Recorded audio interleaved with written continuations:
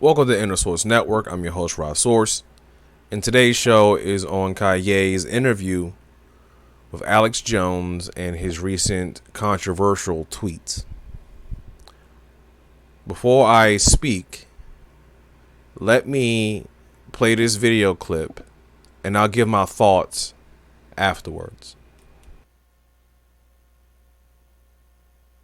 A new phase of fallout in the stunning, incendiary wake of Kanye West's actions. The artist, now simply known as Ye, once again banned from Twitter after another anti-Semitic post. This time, a now deleted image of a Star of David enveloping a swastika. The large political project by white supremacists and neo-Nazis they've been undergoing for the last 2 decades or so on the internet, that has reached a new apex for them. They have found a new celebrity messenger to push their messages. West's account suspended Thursday night. Twitter owner Elon Musk confirming the ban, writing, "I tried my best. Despite that, he again violated our rule against incitement to violence. Account will be suspended." I think the surprising part is that Elon Musk found his line. He found his content moderation line.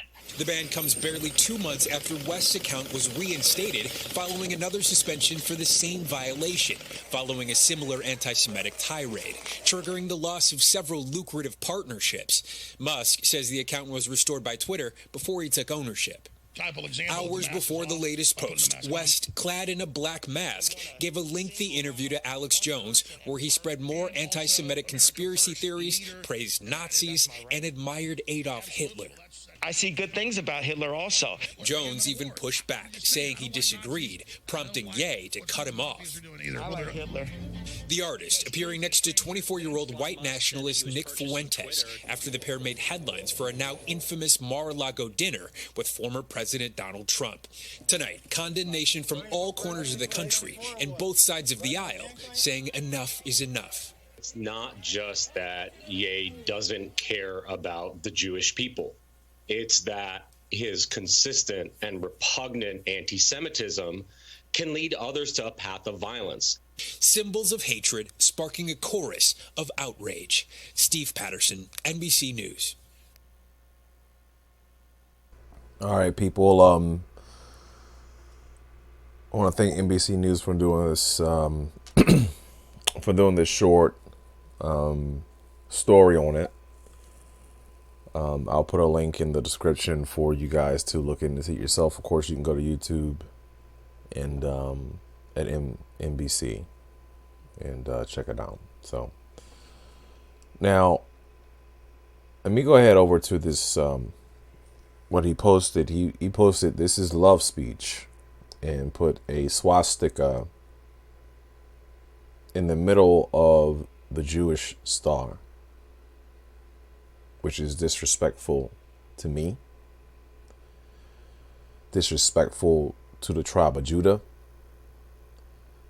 disrespectful to any converts to Judaism, who I've stated in my last video.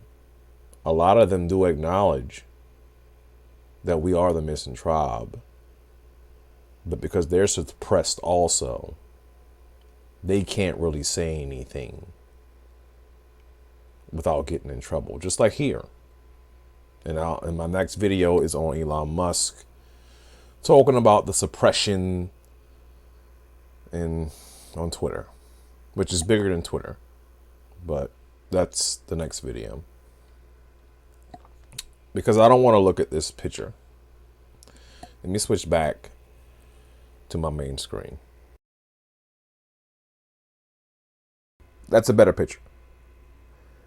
Let me start off by saying a phrase by Jay-Z. Even a broken clock is right 2 times a day. Hitler was only right about one thing, and he made one statement. That's it. And that was saying that we were the lost tribe. But Hitler was not a good leader or person. Some of the things that the Jewish community, the converted Jewish community, had to endure were rape and sodomy. If they didn't look like Hitler, whether they were Jewish, that's the first thing, whether they were Jewish or not. If they didn't look like Hitler, they were yanked out. Their families were torn apart. They were put in a concentration camp. In these camps, they dealt with rape, sodomy. They were tested with poisons, gases, injected with various things, viruses. They had to endure being cut open while they were still alive because they wanted to see the inner organs of the body function.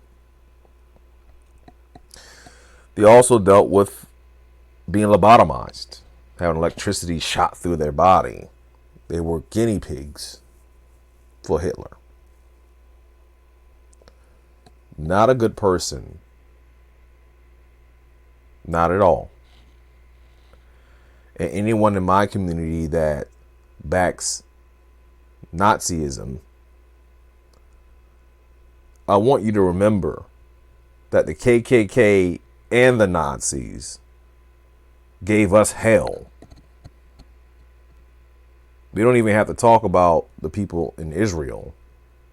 The Nazis gave us hell here. So Hitler didn't like Jews at all, it seems. Why Kanye said what he said, I don't know. Why he runs around with a stocking cap looking like a criminal, I don't know. I really don't know. I know that I was not in agreement with some of the things that he was posting because some of the things he was posting was a bit extreme. With that being said, I'm not going to take down Ye. It was a blessing for him to help shine a light on our true history. Something that people were trying to ignore because of who it benefits. But we, as people who have endured, cannot stand for communism or any manner of social injustice to any people on our planet.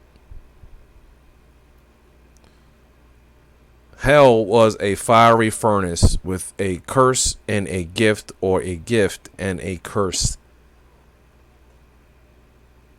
The curse were the things that our ancestors had to endure and that we endure. By God's grace at a much more diminished level. But the blessing is that we've become the symbol of freedom. We have become the fighters of freedom and justice for folks of all walks of life. The gift is the showing of our integrity, our strength, our will, and our faith to overcome obstacles that have been set in our ways for 400 years. And the most amazing thing about our people is that we still had faith, or kept faith, and love for our God, our Creator. It is truly amazing and inspiring for a lot of people to look at us and be inspired to stand up for their freedom. Most recently, China, Brazil have been in protest against communism, which is what Hitler stood up for. And communism is organized slavery. Something that we, as descendants of slaves, can never stand for. But here's the trippy thing. The Iranian protest is eerily similar to our protest in the 1968 Olympics in New Mexico City, where Tommy Smith and John Carlos stood with their fists raised at the podium to protest racial and social injustice. And we, the tribe of Judah, the descendants of slaves, have become that symbol of freedom, or the fight for freedom. We have become the flag of the United States. And our perseverance, our passion, our story has become the flame in the torch of the Statue of Liberty, a symbol of spiritual illumination, freedom, and justice for all. So what do we do at this point? We show our respect to Ye and we thank him for the spotlight. But we cannot go completely down the direction that he's going. There's nothing more than what people want is to view us as violent people. And we can't allow society to define us anymore when God has already refined us through slavery. Pressure that our ancestors have endured and that we have endured has made diamonds in the black community. Beautiful, strong women who can take nothing and make a feast. We've learned to work with scraps and build things that people wonder, how did you put that together? It is our turn. It is our turn to carry the torch of freedom and equality around the world. Now, what happens from here is up to you. But me personally, I say we continue on. I say that we continue to pull ourselves together, but with one goal in mind, that we as a community who have been consistently subjected to suppression, manipulation, mind control, testing on, beaten, killed, and consistently placed in situations where we've had to find a way. Let's be the way. Let's put forth effort in our communities, in our families. Let's build a better tomorrow.